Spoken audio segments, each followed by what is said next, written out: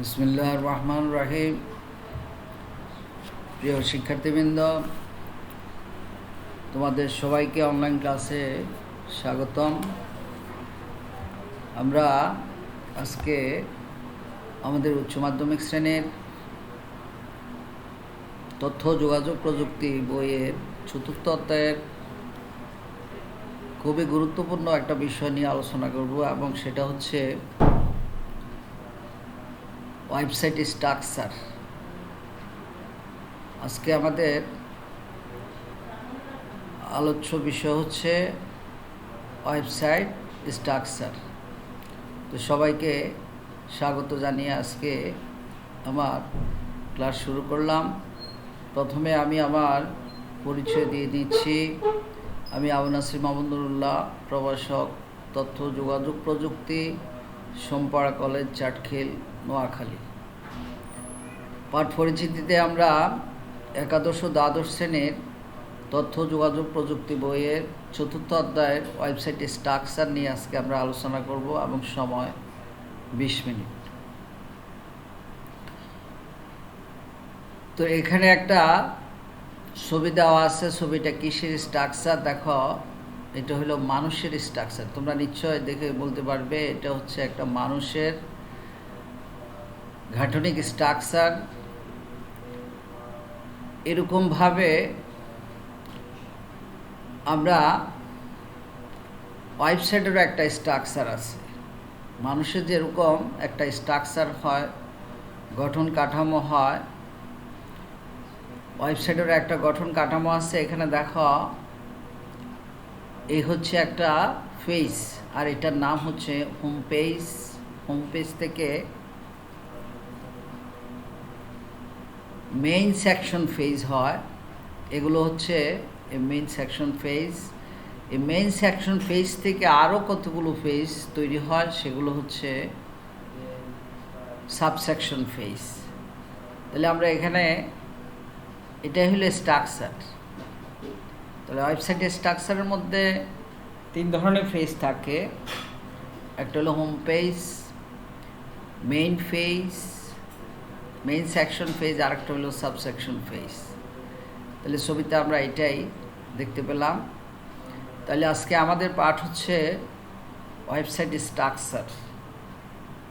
Website structure শিখুন। ফলে আমরা এই পাঠ শেষে শিক্ষার্থীরা তোমরা ওয়েবসাইটের কাঠামো কী তা বলতে পারবে, ওয়েবসাইট স্ট্রাকচারগুলো ব্যাখ্যা করতে পারবে, স্ট্রাকচারগুলোর মধ্যে কোনটি কখন ব্যবহার করতে হয় তা ব্যাখ্যা করতে পারবে। তাহলে এই পাঠ শেষে আমরা যে দক্ষতা অর্জন করব সেটা হচ্ছে ওয়েবসাইট কাঠামো কী তা বলতে পারবো, ওয়েবসাইটের স্ট্রাকচারগুলো ব্যাখ্যা করতে পারবো, ওয়েবসাইট স্ট্রাকচারগুলোর মধ্যে কোনটি কখন ব্যবহার করতে হবে তা ব্যাখ্যা করতে পারবো। তাহলে এখানে দেখো একটা ওয়েবসাইটের স্ট্রাকচার, এর আগে আমি তোমাদের বলেছি, সেটা হচ্ছে একটা হোম পেজ। প্রথমে যে পেজটা প্রদর্শিত হয় কোনো ওয়েবসাইটে ঢুকলে, প্রথমে যে পেজটা প্রদর্শিত হয় সেটা হচ্ছে হোম পেজ।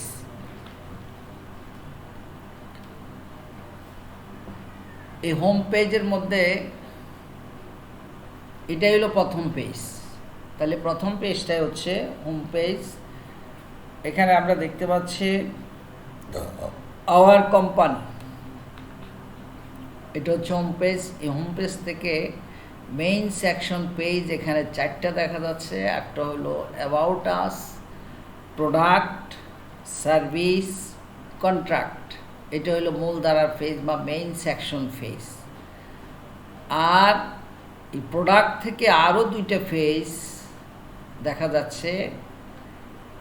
এই 2টা পেজের নাম হচ্ছে সাবসেকশন পেজ বা উপধারার পেজ। একটা হলো ডেস্কটপ আর একটা হলো ল্যাপটপ। 2 ধরনের কম্পিউটার তারা প্রোডাক্ট দেয়।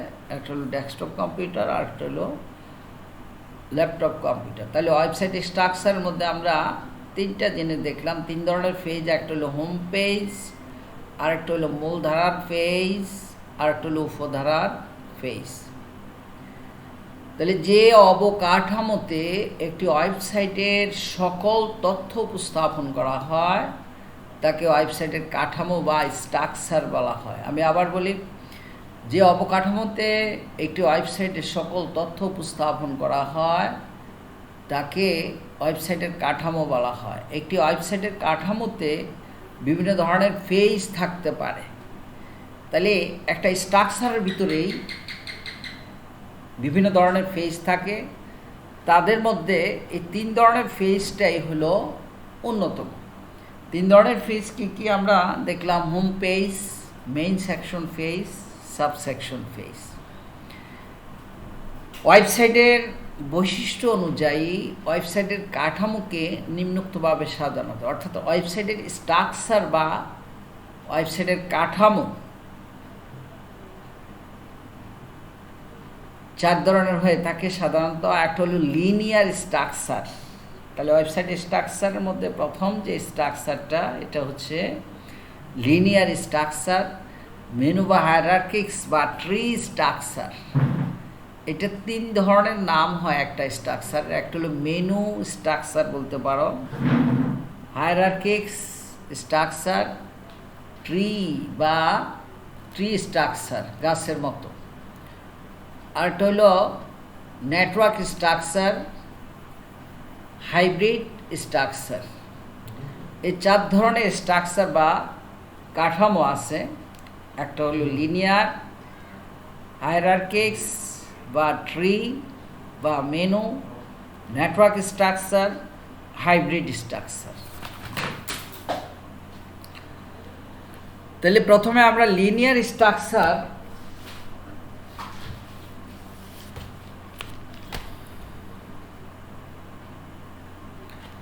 স্ট্রাকচারের হোম পেজ সম্পর্কে একটু আলোচনা করে নেই। যখন কোনো ওয়েবসাইটের বিভিন্ন পেজ ভ্রমণকে একটি নির্দিষ্ট ক্রমানুসারে চালানো হয় তখন এই লিনিয়ার গঠনটি ব্যবহার করা হয়। যখন কোনো ওয়েবসাইটের বিভিন্ন পেজ ভ্রমণকে একটি নির্দিষ্ট ক্রমানুসারে, অর্থাৎ যে পেজগুলো আমরা ব্রাউজ করব, ভ্রমণ করব, পরিভ্রমণ করব, সেটাকে একটা নির্দিষ্ট ক্রমানুসারে চালনা করার প্রয়োজন হলে তখন এই লিনিয়ার গঠনটি ব্যবহার করা হয়।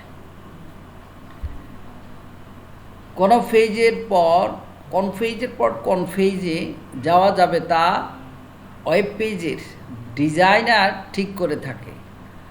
অর্থাৎ এই লিনিয়ার স্ট্রাকচারটা হলো একটার পর একটা যাওয়া যাবে।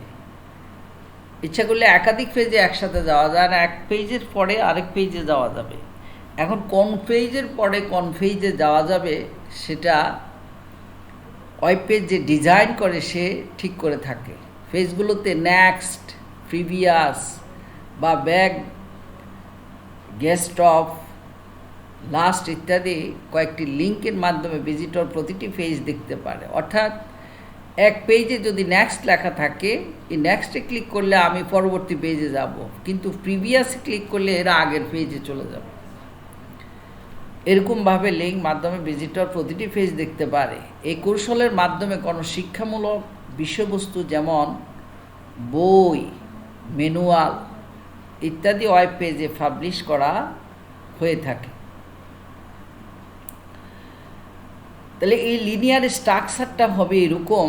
দেখো, প্রথম পেজের পরে আছে দ্বিতীয় পেজ, প্রথম পেজের পরে আবার তৃতীয় পেজ থেকে চতুর্থ পেজ। অর্থাৎ এটা লিনিয়ারটা প্রথম পেজ থেকে তুমি দ্বিতীয় পেজে যেতে পারবে, আবার প্রথম পেজ থেকে তৃতীয় পেজও। একসাথে 2 পেজে যাওয়া যাবে না। প্রথম পেজ থেকে দ্বিতীয় পেজ, আবার দ্বিতীয় পেজ থেকে প্রথম পেজে। এইখানে যদি আমি অবস্থান করি, নেক্সটে ক্লিক করলে আমরা চতুর্থ পেজে আসবো, আর প্রিভিয়াসে ক্লিক করলে, একটু আগে যে আমি নেক্সট এবং প্রিভিয়াস তোমাদের দেখাইছি, প্রিভিয়াসে ক্লিক করলে এর আগের পেজে যাবে। এরকম এটাই হচ্ছে লিনিয়ার স্ট্রাকচার, ওয়েবসাইটের স্ট্রাকচার। অর্থাৎ এই পেজগুলো এইভাবে সাজানো থাকে, এভাবে এক পেজ থেকে আমরা অন্য পেজে পরিভ্রমণ করতে পারি। এরপরে মেনু স্ট্রাকচারের হোম পেজ। দেখো, মেনু স্ট্রাকচার বা হায়ারার্কি বা ট্রি, এই কৌশল ব্যবহার করে ওয়েবসাইটকে বিভিন্ন অংশে ভাগ করা হয়ে থাকে, যাতে একজন ভিজিটর সহজে বুঝতে পারে যে কোন অংশে তার প্রয়োজনীয় তথ্য রয়েছে। ভাগ ভাগ করা থাকে, যে অংশে আমার তথ্য আছে আমি ওই অংশে প্রবেশ করব, তাহলে আমি তথ্যগুলো পেয়ে যাব। এই কৌশলে ওয়েব পেজগুলোকে এমনভাবে লিঙ্ক করা হয় যাতে এগুলো বিভিন্ন শাখায় ভাগ হয়ে যায়। yahoo.com ওয়েবসাইটটি এই কৌশল ব্যবহার করে বিভিন্ন অংশে ভাগ করা হয়েছে। এরকম এটা হলো ট্রি স্ট্রাকচার অথবা হায়ারার্কিক স্ট্রাকচার অথবা মেনু স্ট্রাকচার, এটার অনেক নাম আছে এবং এটাই বেশি ইম্পর্ট্যান্ট। তাহলে দেখো এটা হলো এরকমভাবে মেনু স্ট্রাকচার। এই হোম পেজ থেকে আমরা এই পেজে প্রথম অধ্যায়ের যে পেজ এখানে যেতে পারি, দ্বিতীয় অধ্যায়ের পেজে যেতে পারি, তৃতীয় অধ্যায়, চতুর্থ অধ্যায়ে যেতে পারি। এরকম ট্রি শাখা প্রশাখা বাইর হয়ে গেছে মূল গাছ থেকে। এরপরে আমরা যে স্ট্রাকচারটা নিয়ে আলোচনা করব সেটা হচ্ছে নেটওয়ার্ক স্ট্রাকচার। ওয়েব স্ট্রাকচারের মধ্যে নেটওয়ার্ক স্ট্রাকচারও একটা অন্যতম স্ট্রাকচার। এখানে সবগুলো ওয়েব পেজের সাথে সবগুলো লিঙ্ক থাকে, অর্থাৎ একটি মেইন পেজের সাথে যেমন অন্যান্য পেজের লিঙ্ক থাকবে, তেমনি প্রতিটি পেজ তাদের নিজেদের সাথে ও মেইন পেজের লিঙ্ক থাকে। ফ্রেম ব্যবহার করে তৈরি করা ওয়েব পেজগুলোকে নেটওয়ার্কের মাধ্যমে লিঙ্ক করা হয়ে থাকে, যাতে একটি ছোট ফ্রেমের মধ্যে অন্যান্য পেজের লিঙ্কগুলো মেনু আকারে রাখা হয়। এই ফ্রেমটি সাধারণত স্থির থাকে এবং কোনো একটি লিঙ্ক নির্বাচন করলে এই পেজটি একটি অপেক্ষাকৃত বড় ফ্রেমের মধ্যে দেখায়। তাহলে মূলত নেটওয়ার্ক স্ট্রাকচারের ইয়াটা হলো এখানে সবগুলো ওয়েব পেজের সাথে সবগুলো লিঙ্ক থাকে, অর্থাৎ যতগুলো পেজ থাকবে এই নেটওয়ার্ক স্ট্রাকচারটা যদি আমরা ইউজ করি বা ব্যবহার করি, সবগুলো পেজের সাথে সবগুলো পেজেরই লিঙ্ক থাকবে, অর্থাৎ সম্পর্ক থাকবে। আমি যেমন 1 নম্বর পেজে থাকলে আমি 1 নম্বর পেজ থেকে 2 নম্বরে যাইতে পারবো, 3 নম্বরে যাইতে পারবো, 4 নম্বরে, যে কোনো পেজের সাথে আমরা লিঙ্ক করতে পারবো। তাহলে ওয়েব পেজের প্রত্যেকটা ওয়েব পেজের সাথে প্রত্যেকটা ওয়েব পেজের লিঙ্ক থাকে। এই নেটওয়ার্ক স্ট্রাকচার হলো এই ধরনের। তাহলে এখানে দেখো একটা নেটওয়ার্ক স্ট্রাকচার দেওয়া আছে। হোম পেজের সাথে দেখো এই পঞ্চম পেজ, প্রথম পেজ, দ্বিতীয় পেজ, এই হোম পেজের সাথে তৃতীয় পেজ, চতুর্থ পেজ, পঞ্চম পেজ, অর্থাৎ এই 5টা পেজের সাথে হোম পেজের সাথে লিঙ্ক আছে। আবার প্রথম পেজের সাথে এরকম হোম পেজ সহ অন্যান্য পেজগুলোর সাথে লিঙ্ক আছে।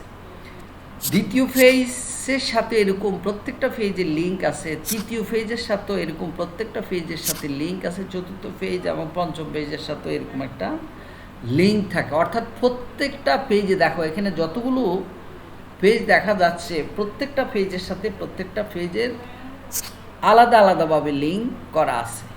এটাই হচ্ছে নেটওয়ার্ক স্ট্রাকচার। এরপরে দেখো হাইব্রিড বা কম্বিনেশন স্ট্রাকচার। হাইব্রিডকে আমরা অন্যভাবে বলতে পারি যে কম্বিনেশন স্ট্রাকচার। তাহলে এতক্ষণ আমরা যে কোনো একটা স্ট্রাকচারকে বেছে নিয়ে আমরা ওয়েবসাইট তৈরি করতে পারি। এর চেয়ে আরও একটা উন্নত মানের ওয়েবসাইট তৈরি করার জন্য আমরা কি করতে পারি, আমরা একাধিক স্ট্রাকচার মিলে যদি একটা স্ট্রাকচার তৈরি করি, সেটাই হলো হাইব্রিড স্ট্রাকচার এবং সেটাই সুন্দর হয় সবচেয়ে বেশি। কোনো একটি কৌশল ব্যবহার করে কখনো একটি ওয়েবসাইট তৈরি করা হয় না, বরং একাধিক কৌশলের সমন্বয়ে একটি ওয়েবসাইট ডিজাইন করা হয়ে থাকে। একাধিক কৌশলের সমন্বয়ে একটি ওয়েবসাইট ডিজাইন করা হয়ে থাকে। হায়ারার্কিক্যাল টেকনিক ব্যবহার করে কোনো ওয়েবসাইট ডিজাইন করলে তা খুব দর্শনীয় হবে না। আবার শুধুমাত্র নেটওয়ার্ক টেকনিক ব্যবহার করেও তৈরি করা হলে একটা ওয়েবসাইট হার্ড ডিস্কে বেশি জায়গা দখল করে। তাই একাধিক কৌশল ব্যবহার করে ওয়েবসাইট তৈরি করা হয়। তবে একে ওয়েব পেজ থেকে আরেক ওয়েব পেজে যাওয়ার জন্য যা ব্যবহার করা হয়, যেমন লিঙ্ক ব্যবহার করতে পারি এক পেজ থেকে অন্য পেজে, বাটন ব্যবহার করতে পারি, মেনু ব্যবহার করতে পারি ইত্যাদি, এদেরকে বলা হয় নেভিগেশনাল টুল। অবশ্যই স্পষ্ট হইতে হবে। যদি লিঙ্কগুলো কোনো পেজের উপরে বাম দিকে দেওয়া হয়, তবে এই লিঙ্কের পেজগুলোর নিচেও দেওয়া উচিত। এ হচ্ছে হাইব্রিড বা কম্বিনেশন স্ট্রাকচার। তাহলে এটা দেখো, স্ট্রাকচারটা হবে এরকম। হোম পেজ থেকে এ অথবা বিতে, বি থেকে আবার ই অথবা ডিতে, এরকম এগুলো হলো পেজ। প্রত্যেকটা হলো পেজ। প্রত্যেকটা পেজের সাথে যেভাবে লিঙ্ক করা আছে, দেখো এখানে এক ধরনের লিনিয়ার, আবার এক ধরনের লিঙ্ক আছে লিনিয়ার, আরেকটা হলো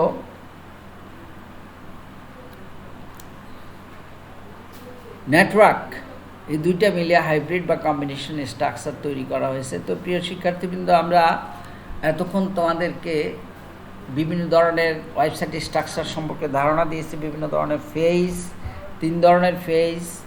একটা হলো home page, main section page বা মূল ধারার পেজ, আর একটা হলো সাবসেকশন পেজ বা উপধারার পেজ।